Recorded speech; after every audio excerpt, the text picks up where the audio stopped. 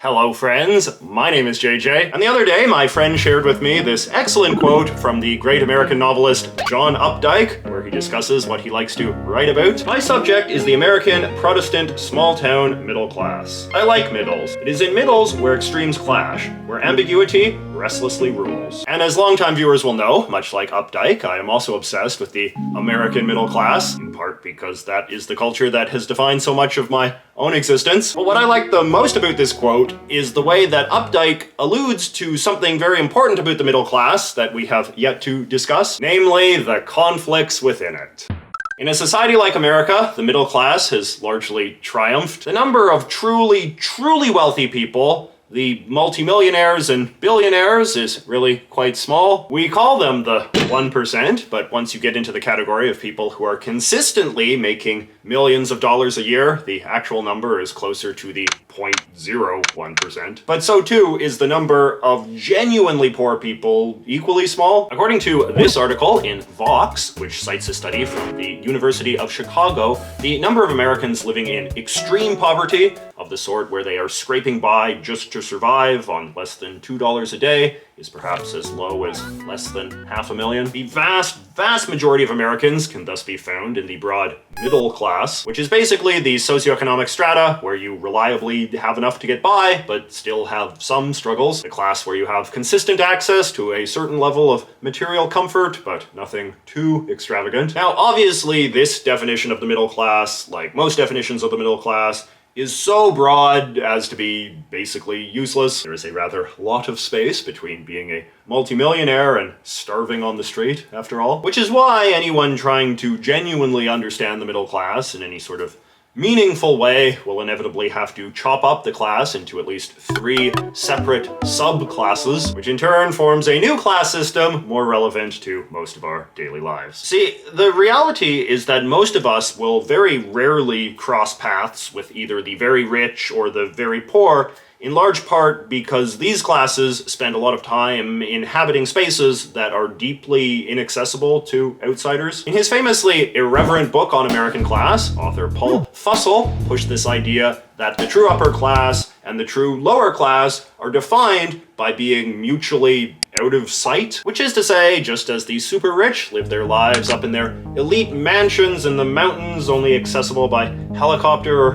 whatever, so too do the super poor live mostly in shelters and mental institutions and under bridges and other places that ordinary people have no reason to ever go. We might read about the super rich in the papers and sometimes see the super poor as beggars on the street, but in no meaningful way will the vast majority of Americans ever really interact with these people in any sort of meaningful way. No, instead, your typical middle-class person's understanding of a poor person would really just be a member of what they call the lower middle class, and their day-to-day understanding of a rich person would just be a member of the upper middle class. Which is to say, in an overwhelmingly middle-class society, we can only conceptualize concepts like rich and poor relative to some sort of familiar middle-class baseline, what we could call the comfortable middle class, as opposed to some sort of more empirical or global judgment of what rich and poor entails. Now, to bring things back to the Updike quote, the great insight that I think he shares here is when he refers to the middle as the place where extremes clash and ambiguity restlessly rules. Because our definitions of upper middle class and lower middle class and comfortable middle class are so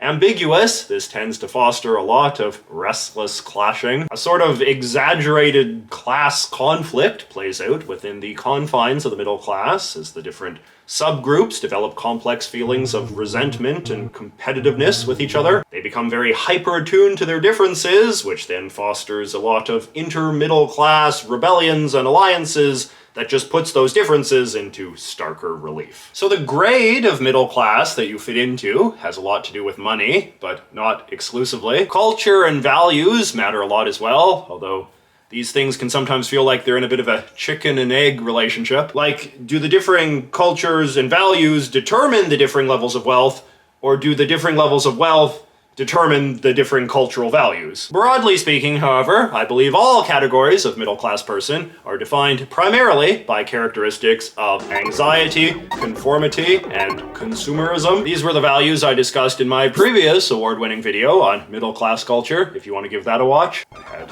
good hair in those days. But the degree that these different values are prioritized among the subcategories does vary a fair bit, and it is from these variances that the clashes arise. The so-called comfortable middle, for instance, is actually the most anxious because they are in the middle of the middle. They feel that their standing is the most precarious. They value their comfort, but worry a great deal about slipping down a peg in wealth or social standing. They thus tend to be the group that is most preoccupied with things like good manners, and following the rules, and obeying the law, and saving money, and staying out of physical danger, and everything else they correlate with staying stable, safe, and comfy. This in turn can also make the comfortable middle class the most aggressively conformist, at least in the sense of being the most eager to embrace the values that they see being encouraged by authority figures and the media. The upper middles, by contrast, like to imagine themselves as being far less conformist than the comfortable middle. These days, upper middle class people tend to be primarily defined by the fact that they have college degrees,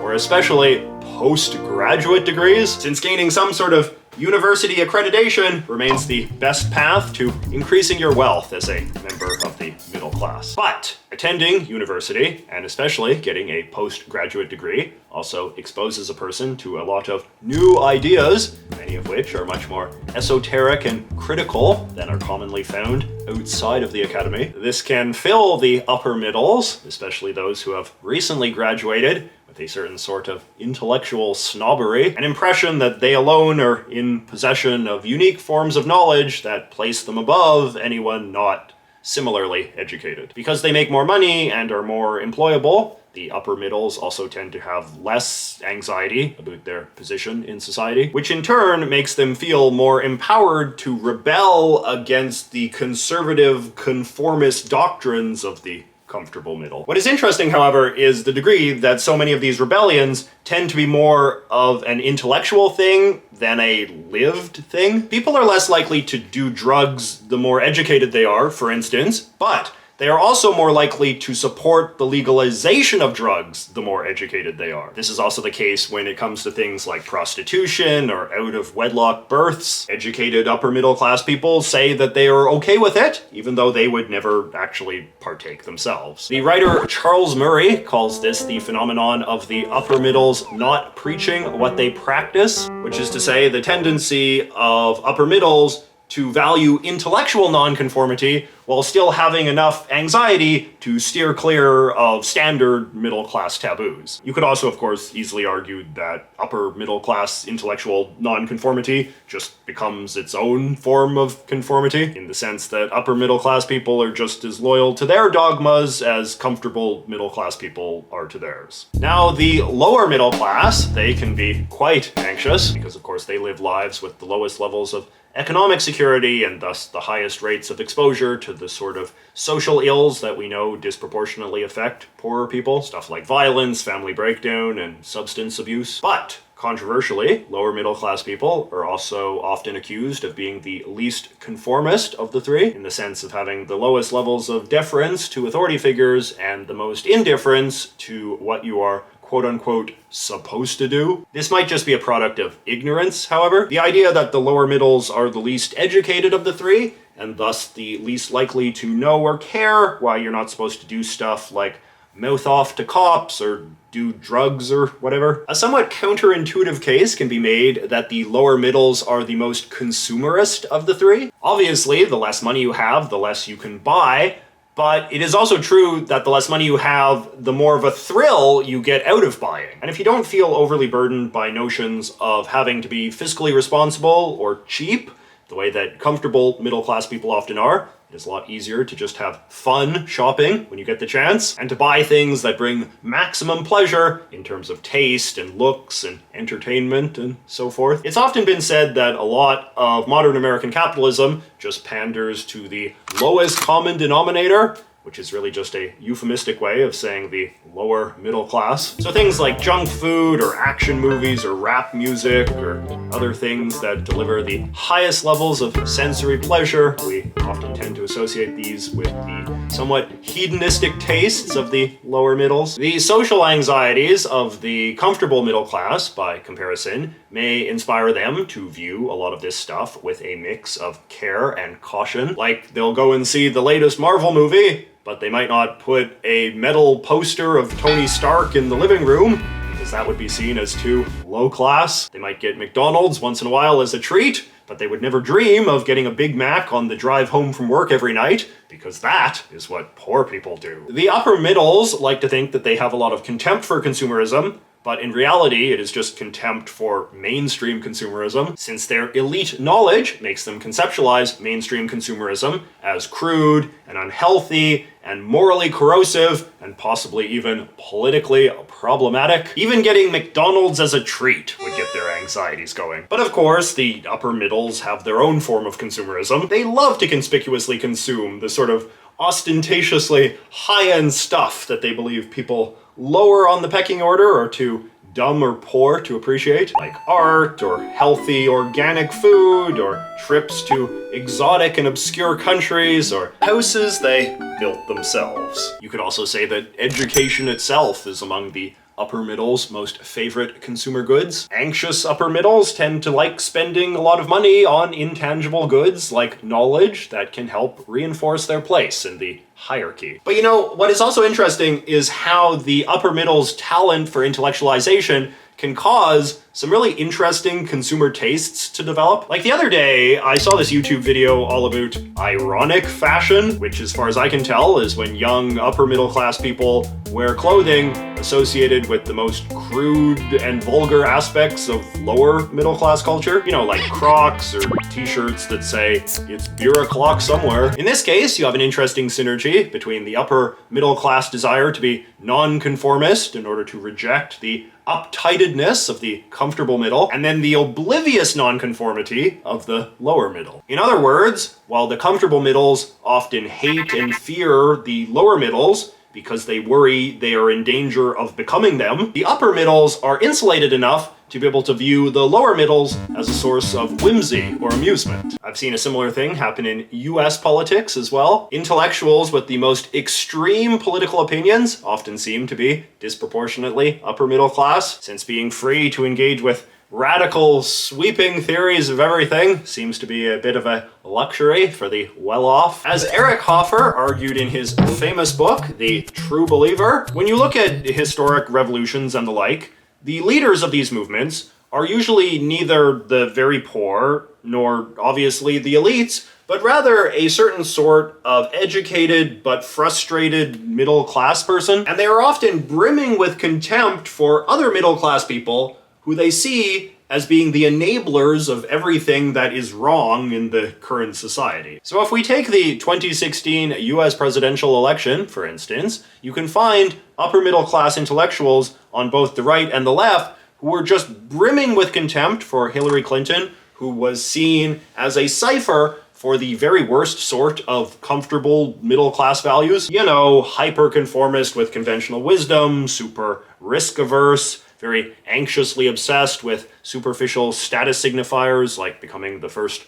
woman president. And in response, you saw a curious alliance in which some, but by no means all, upper middle class intellectuals on both the right and the left decide that they liked Donald Trump better, despite the fact that Donald Trump was this impossibly gauche reality TV star, a poor person's idea of what a rich person is, as someone once said. But Trump said various non-conformist things about economics and foreign policy, and the conclusion of this particular slice of the upper middles was that no one who said things that so offended the cringe wine moms, that is, comfortable middle-class boomers, could be all bad. In response, some members of the comfortable middle class warned that Trump was a dangerous madman, but this was just dismissed as the kind of anxious thing these people say about everything. In other words, just like ironic fashion, burn it all down politics can become a sort of curious coalition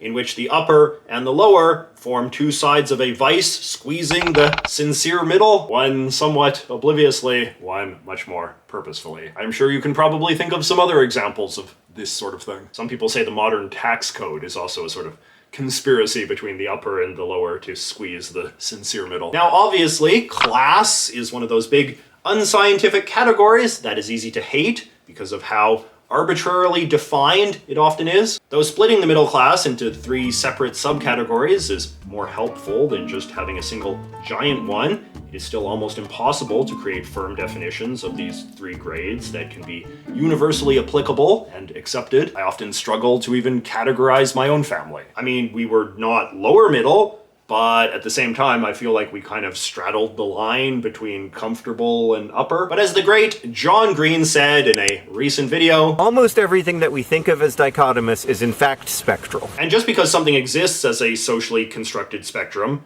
rather than a scientific dichotomy, it doesn't mean that we still can't use that spectrum as a helpful tool to explain something that is very real and observable in our modern society. So I would be very curious to hear your reflections on the three grades of middle class and how they interact with each other. I would be particularly keen to hear from anyone who self-identifies as coming from the upper middle or lower middle, and how those experiences have affected how you perceive the kind of true middle majority. Anyway, thank you so much for watching, and I will see you next week.